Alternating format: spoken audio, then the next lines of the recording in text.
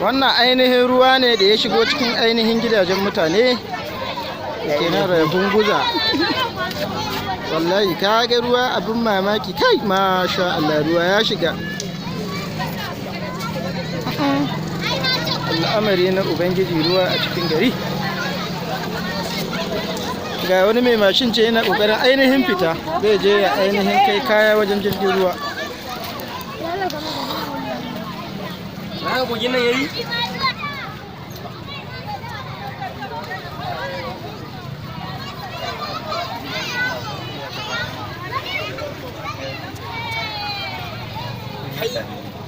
Kai subhanallahi wa inna ilaihi raji'un.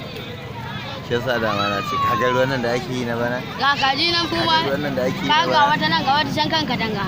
Sarki kaji na gidan can ne. Ga wata nan. Ka ga wata nan. Ga wata nan tana Ba da wani su tsaya a kafa wallahi. Ai sako shi ake yi. Can dam ne ina ga